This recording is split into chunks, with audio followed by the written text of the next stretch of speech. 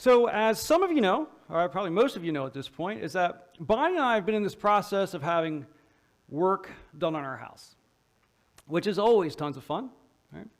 And it's been kind of an ongoing process for a while, and we actually launched a new batch of work this week that we were actually updating the windows in the house, as well as replacing the gutters around the house, because over the years, the gutters had been damaged from ice and those sort of things sliding off.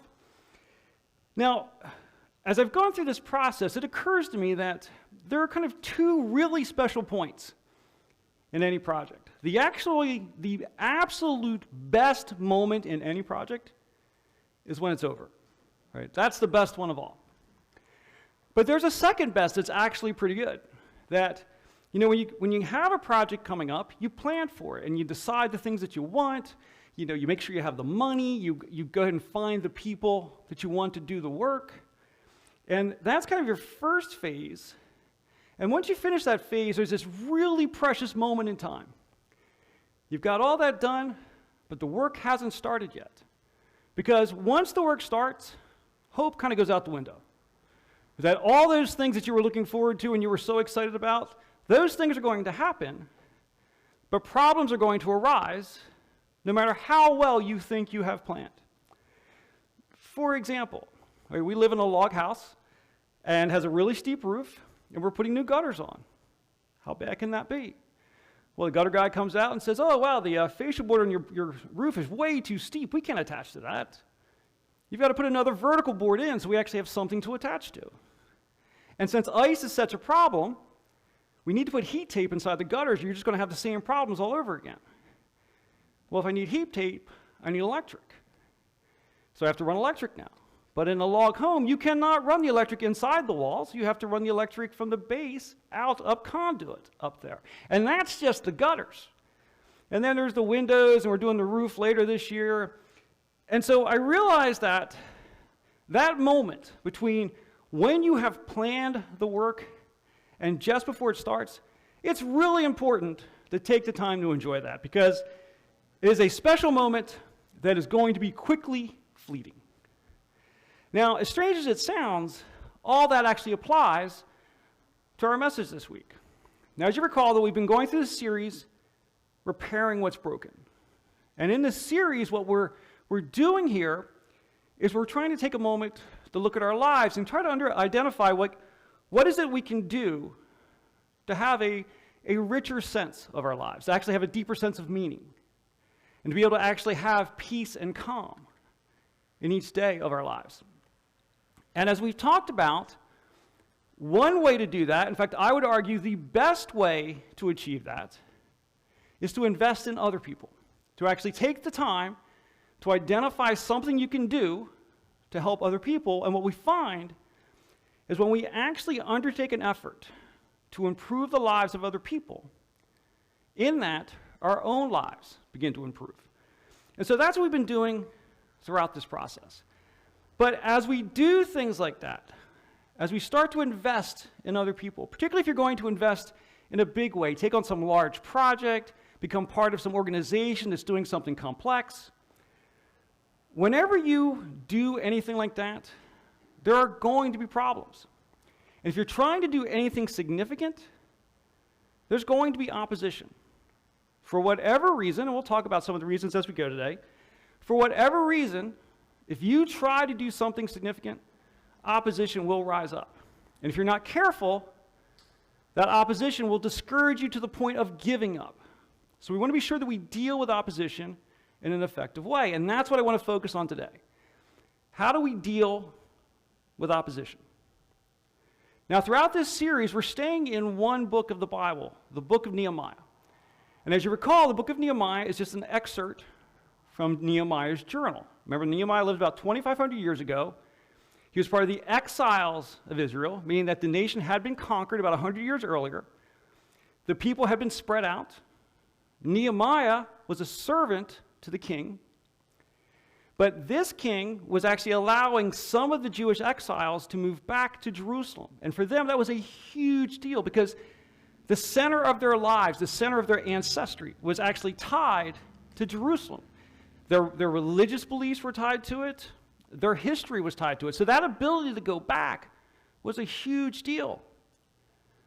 But remember, when they got back there, as we talked about in the past couple weeks, when they got back to Jerusalem, it got a little bit less happy because the city had been so badly damaged.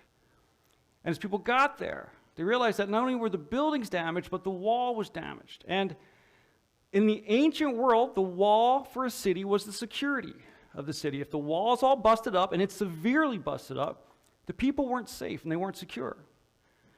And so Nehemiah wants to step in, and he wants to help these people. He wants to repair the wall, not because he cares about a wall, but because he cares about the people living in that city, and he wants to do what he can to improve their lives. And remember that last week when we finished up, Nehemiah had done something unimaginable. Even though he was an exile living in the king's fortress, a servant to the king, he was able to secure support from the king for the project. The king allowed him to go do the work, and the king was even providing the resources to do the work. Unimaginable. But as Nehemiah prepared, and as he prayed, and as he did his own preparation, God brought Nehemiah's preparation together with incredible opportunity and allowed Nehemiah to head out ready to work. And so between last Sunday and this Sunday, Nehemiah has been in that very special place I talked about, that precious moment where he's got everything lined up to do the work, but he hasn't yet done the work. And today, he's going to get ready to do the work. And as we talked about, once the work starts, what else happens? The problems start.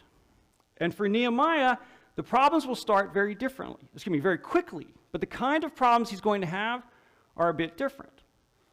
Now, one kind of problem that we can have in a project are technical problems, issues related to the project itself, the sort of things I was dealing with my gutters. But if you are doing something significant, and significant can have a lot of different definitions. It may mean that you're trying to impact a large number of lives. Or maybe there's something that's been going on for a long time that you need to change, or you feel that there's a need to change. Or if you're doing something new. Or honestly, if you're making changes of any sort, the kind of problems you're going to run into are not going to just be technical problems. It's going to be opposition. And as I said, if we are not prepared for opposition when we try to do something significant, that opposition will wear us down and will discourage us, and we're going to have a really hard time succeeding. So we want to know how to deal with opposition. The good news is, Nehemiah actually gives us a roadmap for how to deal with opposition. So as we pick up Nehemiah's story, he has arrived in Jerusalem, and he's here again to do the work to repair the wall. But he had one very special challenge in repairing the wall. He'd never actually seen the wall. Remember that he lived almost 1,000 miles away. He knew the damage had happened. He'd heard it was bad, but he had no idea how bad it was. So the first thing he has to do is assess what's going on and understand exactly the scale of the problem. But when he goes out to inspect the wall, notice how he tells us he does the inspection. Nehemiah tells us that, I slipped out during the night, taking only a few others with me. I had not told anyone about the plans that God had put in my heart for Jerusalem. Why is Nehemiah being so secretive? I mean, this is clearly a secret. He's going out at night. He's taking just a couple people with him. And even the people who go with him, he doesn't tell them why he's here. Why is he doing it that way? I mean, he's here to do a grand thing. Well, Nehemiah doesn't tell people because he's a smart man. Because when we're doing something significant, we will tend to be very excited about it. And we want to run out and tell everybody what we're going to do. But as soon as you start talking about what you're going to do, people know what you're going to do. And if you do that, before you even start the work, the opposition will begin. And so in order to be successful in a project, you need to move carefully on who you let in. And in Nehemiah's case, this was especially important because remember, as we talked about, I think it was last week, that when a king came in and conquered a region, one of the first things he would do was take the people who were native to that region and spread them through the countryside, because he didn't want them to rise up in revolution against him. But he would also do something else. Remember that the king of Babylon and the kings of Persia, those two kings, had been huge conquering kings. So what they would do is when they would conquer another area, they would move those people as well. So in the area of Jerusalem were many nationalities that now lived in that area. And we have to remember that in the ancient world, ethnicity was a key factor in battle, war, and dislike. So in the area of Jerusalem, there are all these people who don't like the Jews who are from Jerusalem. And there were people that the Jews didn't like. And it was just the reality of the ancient world. So this city is surrounded by people who do not like the people who are trying to move back into that city. And if people see him inspecting the wall, they're going to figure out what he's doing. So he controls the timeline. And so basically, Nehemiah follows a really smart timeline, is that he lets people in stages. At first, he keeps it to himself. Then he develops his core group, effectively his leaders, who are going to help him do things, and he tells them what's going on. And then finally, when it's time to do the work, he brings more people in and tells them what's going on. So that by the time it's time to work, everybody who needs to know knows what's going on, but he hasn't done it any sooner than he needs to. And by managing his time in this way, Nehemiah has avoided the early impacts of opposition. But of course, now he's getting to work. And what happens now is as they start to get to work, he's now implementing change. He's implementing change in the lives of the people who live in Jerusalem in a good way. But the thing we want to understand is that one of the reasons that Nehemiah's heart was so broken about what was happening to the people in Jerusalem is that they were constantly being attacked by the people who lived outside of Jerusalem. That, in effect, the lives of many of the people outside that city had become tied to, well, getting into Jerusalem is really easy. So if they bring supplies, we'll just break in and steal their supplies. If they start farming, we'll start stealing their food. And so the people living inside the city were dealing with the repercussions of this, but the other nationalities that were opposed to the Jews were taking advantage of this. So they kind of like this wall busted up. And they don't like the idea that someone's going to come in and fix it because it's going to fix the problem as we see it. But from their standpoint, it's going to interfere with their lifestyle. That it's way easier to steal what you want than it is to work to create it or grow it. So if the city becomes more secure, lives are transformed. Those inside the city's life will be transformed in a positive way, but that those who have been taking advantage of the problems with the wall, their lives will be transformed in what they see as a negative way. They will not be able to steal and pillage the way they have been. And there are a number of groups of people who are upset, but there's one guy in particular who really dislikes what's going on, a guy named Sanballat. And Sanballat is kind of a ringleader in terms of trying to stir up trouble against the work that's happening in the wall. And he's slinging abuse, and he's actually trying to get other people to sling abuse and oppose what's going on. So as things go on, Sanballat is verbally attacking Nehemiah and threatening him. And Nehemiah tells us that this is what happens. Sanballat was very angry when he learned that we were rebuilding the wall. He flew into a rage, and he mocked the Jews, saying in front of his friends and the Samaritan army officers, what does a bunch of poor, feeble Jews think that they are going to do, or what they are doing? In other words, he's putting them down personally right from the start. And then he goes on, do they think they can build a wall in a single day just by offering a few sacrifices?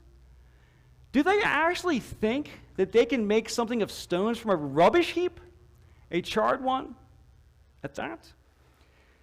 So in that set of statements, Sanballat is attacking everything. He's attacking the people personally by saying that they're poor and they're feeble. He's attacking their God, right, their religious beliefs, because they think their God's going to help them. And he's actually attacking what is precious to them, their home city of Jerusalem, because it's just a rubbish heap. And this sort of abuse goes on and on.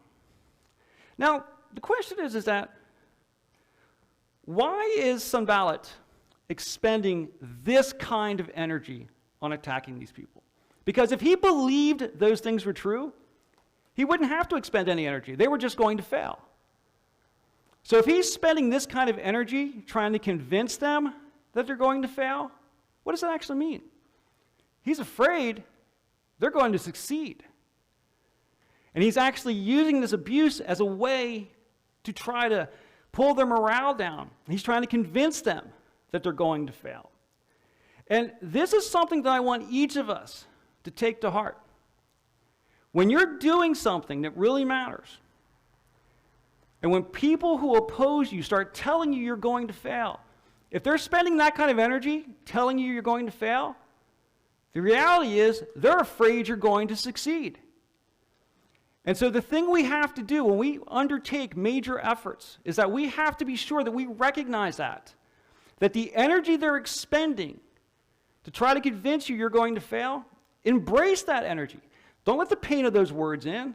Recognize that if they're spending that kind of energy, let that energize you, that you are going to succeed, that you are on a path of success. Take that abuse and embrace the energy that's in it, and believe that if you are called to do something, that you can succeed at it. And the opposition is proof that you're on to something worthwhile. And that's exactly what Nehemiah did. And as the abuse grew and the threats grew, and ultimately there are actually physical threats are starting to brew up. Nehemiah stays focused on the work. And he helps to keep the people who are working focused on the work. And in a matter of just a few weeks, substantial repair begins to happen to the wall. And what does that do to those that oppose them? Well, they're getting more and more upset about it. Because the more they move towards success, the more that upsets those who oppose them. So the insults just keep going. But Nehemiah keeps the team focused.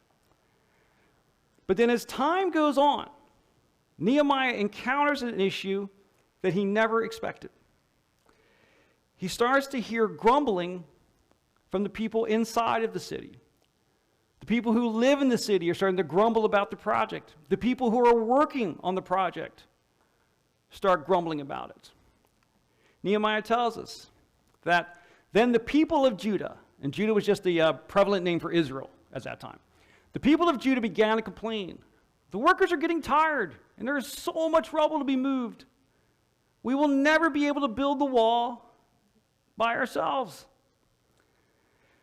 Now keep in mind, these complaints are coming from the exact people that the project is meant to benefit. But they're grumbling. So what's going on? Well, there is one reality, that the work was hard. They were working very long days at very hard work, and so they were getting tired. And they were hearing threats and abuse constantly. It was being slung at them constantly. And so that was starting to wear their morale down. But then there's also something else going on. Even though this work that's being done is meant to benefit these people, the people who are living in the city and working on the city, this work is still going to lead to a change in their lives. The environment they live in is going to change. Now, it's intended to improve their lives, but it's still a change. And change creates a very common reaction in people. And there's an old Irish proverb that I'm sure will be familiar to most of us that really captures how we tend to see change. Proverb is, better the devil you know than the devil you don't know. Now, the purpose of that proverb is that if you're doing something a given way, however you happen to be doing it right now, yeah, you know what? Yes, there are going to be problems. And if you try to do it a new way, well, that'll probably have problems as well. But we know how to deal with these problems, so we're just going to stay right here because we can get through these problems. If we go over there, there'll be new problems, and maybe we won't know how to deal with those. Now, the proverb is actually intended to say, you know what, just stay on the course and do what you know how to do. But it also captures the natural reaction to change. That when things start to change, we can experience that kind of feeling. That, well, you know what, this isn't perfect, but we don't know what that's going to be. And we can do that even when our current situation isn't good. And that's what was happening with the people in the city at this point. That they're being robbed from. Their lives have been being threatened before this wall thing ever started. They were dealing with all that. But they were kind of convincing themselves that, well, we were doing okay. It wasn't really that bad. We were getting through. That's what they were experiencing. And then what we have to understand is that that sort of thing can happen to any of us. No matter how difficult our lives might be, no matter how dysfunctional our lives might become, we can start to say, you know what, this is bad, but that might be worse. And we start to resist change, and we start to accept dysfunction in our lives. And we start to accept living in lives that are less than full lives. Because the idea of changing feels like too much. Because we often resist change. Our natural tendency is to resist change, especially if that change is going to be difficult. And guess what? Change is always difficult, or almost always difficult.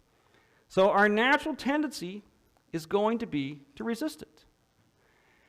So for Nehemiah, as the people are rising up this way, and they're kind of resisting the change, and we're saying that, well, the work's too hard, and the work's not going to succeed, and all that's going on.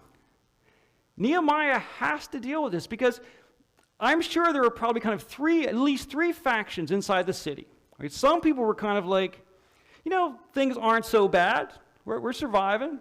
We probably have that faction. But there's another faction that's kind of like, you know, all this work isn't necessary. We're probably just going to fail anyway. So why even try? And then another faction was probably like, if we keep doing this, it's just going to make things worse. We're going to upset them. And they're going to really be mad at us. And so Nehemiah had to get control over all of these issues. So how's he going to deal with it? He can't just ignore it. Because if he ignores it, the project probably will fail, and he would have left them worse off than when he got there. Because he would have stirred up a bunch of trouble, not finished what he started, and leave them to deal with it. So he had to find a way to succeed. So what does he do? He does something breakthrough. He talks to them. And he gets to know them, and he starts to understand what's going on. And he takes the time to understand. And he realizes that although some of the things they're saying may not quite be reasonable, they do have some real concerns. And one of the things that's really concerning them is the rising threat of attacks. Because in order to work quickly, we have to remember that this wall is really large. So in order to work quickly, he's been spreading the people out in small teams around the wall. Well, as small teams, if an attack comes, they're easily picked off. So once he understands that issue, he can rework the way they're working. He brings them in closer together so they can protect each other. And then he even pulls some people out of the work to stand guard. So now the people feel protected. And he also, as he talked to them, he recognized that some of what they were dealing with wasn't related specifically to the work. What was happening is as they're putting in these long hours at the wall, how are they feeding themselves? Who's taking care of their farms? Their farms are now beginning to suffer. And so they're having trouble feeding their families. They're having trouble paying their bills. And so he understands that. And once he understands that, he can actually take some of the wealthier people in the city and move them into position to help those who need help. And he brings all this together. And he understood all this because he took the time to talk to them. And didn't just say, they're just a bunch of complainers. He took the time to understand what was really hurting them. And the thing I'd like us to see is that when we do anything like this, and when we step out, and we do what God calls us to do, and I believe that each one of you, each one of us is called to do something significant, and we are called by God to do it. When we do that, we are going to experience opposition and difficulty. And the thing is, you're going to experience it from two places. You're going to experience it from outside the project, but you're also going to experience it from inside the project. And we want to be sure that we handle each of those situations appropriately. So when the opposition comes from outside the project, we want to do what Nehemiah did. We want to ignore their words, just let their energy energize us, but also watch their actions. Know what they're up to, so you know what's going on. But when the opposition happens inside the project, those who are benefiting from the project, or those who are involved in the project, you want to do the opposite. You do not want to ignore their words. You want to listen, and you want to understand, and you want to see what's really going on, and make sure that the things that need to be handled are being handled, and people's concerns are being addressed. We have to make sure we do both of those things.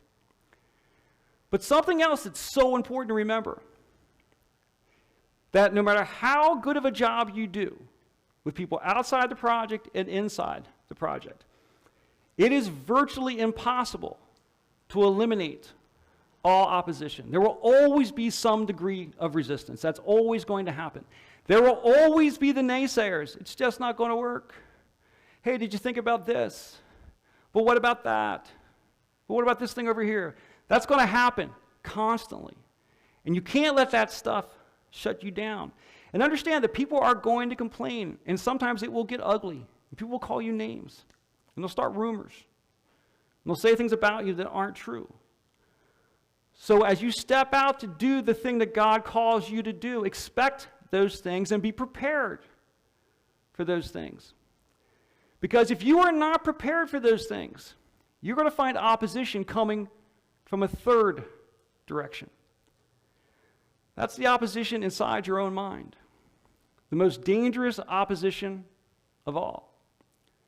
That if you are not prepared for dealing with these things, and you start letting this happen around you, and you have not dealt with it appropriately, before long, you're going to start believing some of the things they say about you. And you're going to start to doubt yourself, and doubt that what you're doing really matters, and doubt that the work is important. And before long, that leads to bad self-talk. And I don't think anybody needs me to give examples of bad self-talk. I think we all have lots of practice at it. So we don't want to let that happen, because if we do that, that will lead to discouragement. And we will not succeed in doing something that is so important. So we have to be sure that we overcome that. We have to be sure that we deal with that. And again, Nehemiah shows us how to deal with that. Because as Nehemiah is continuing the work, and as he's dealing with the opposition, the closer he gets to success, the more severe the opposition from outside the project is becoming, to the point that people are not just saying bad things to him, people are actually starting to try to kill him, in his case. And he has to keep a watch out for that. And then one day, as the project is just about done, he's up working on the wall. And one of those people who oppose him send a messenger asking him to come down. We just want to talk. He doesn't fall for it. And Nehemiah's response is a response we should all take to heart. In fact, if you forget every single word I've said this morning, remember what Nehemiah says here. So when they ask him to come down, Nehemiah's response: I sent messengers to them saying, I am doing a great work, and I am unable to come down. Why should the work stop while I leave it and come down to you? Recognize that as God calls you to do something, he is calling you into a great work. Now, as we read Nehemiah's response, it may seem a bit bold. It might even seem a bit arrogant. But what he's doing is a bold undertaking of great importance. And if he's going to succeed in doing something like that, he has to believe that it's important. So for each of us, as you step out to do that thing that God calls you to do, and if you follow this process we've been talking about throughout this series, you will find that there is something that you have a passion for that is greater than your passion for other things. And then if you will seek God in that process and do your work to prepare, God will start you on a path of having an impact on that thing. And as you do that, it will lead to transformation. As you do the work to transform the lives of those people that you feel called to care for, whoever they are, wherever they are, whatever situation it is, as you step into that, it will transform their lives and it will transform your life. But no, if you start making any kind of significant progress, the naysayers are coming out of the woodwork. The opposition will arise. Don't let it bring you down. If they're that concerned with stopping you, then you're doing something right. You know, when I was a kid, there was this rock and roll radio station, right? My mother hated it. And they used to have this one point where they'd play this one line. If it doesn't make your mother mad, it can't be any good. Okay? And although they're talking about one thing, the reality is that if you're not upsetting somebody by what you're doing, then maybe look at what you're doing. Because if you're doing something right, somebody's probably getting upset about it. I'm not saying make a lifestyle of upsetting people. I'm just saying that as you step in to do something important and significant, someone's not going to be happy about what you're doing. So just be prepared.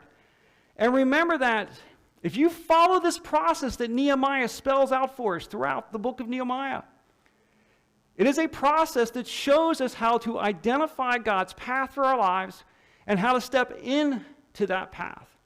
And if you're doing that, recognize that you are called by God to do it. Believe it. Trust that that is the truth. And so as opposition rises up, and people try to bring you down, and people try to point out all the places that you're going to fail, just repeat Nehemiah's words to yourself. I am doing a great work, and I am unable to come down. Why should the work stop while I leave it and come down to you? You are chosen by God to do something special, do something unique.